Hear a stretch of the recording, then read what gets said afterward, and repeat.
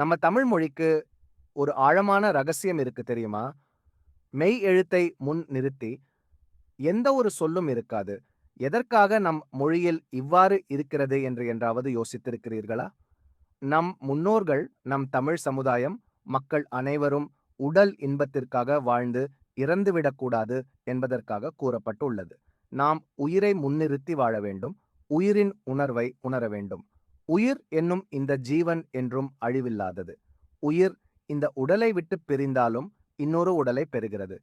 இது இந்த உலகத்தின் நியதியாகும். நமக்குள் இருக்கும் உயிரின் உணர்வான பேரின்ப உணர்வை உணர வேண்டும் என்பதற்காக நம் முன்னோர்கள் வகுத்து வைத்த ஆதி வழக்கம் இது.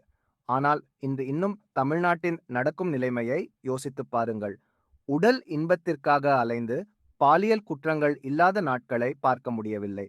செய்தித்தாள்களை எடுத்தாலே பெண்களுக்கு எதிரான பாலியல் குற்றங்கள் அதிகரித்து வருகிறது. இதை தடுப்பதற்கு ஒரே வழி.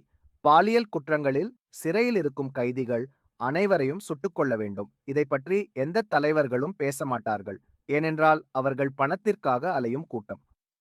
ஒரு நல்ல தலைவன் இருந்தால் இந்த வழக்குகளை கையில் எடுத்து அந்த வழக்குகளில் உள்ள அனைவரையும் கொன்றுவிட்டால் குற்றங்கள் எதிர்காலத்தில் குற்றங்கள் குறையும், நிச்சயம் குறையும்.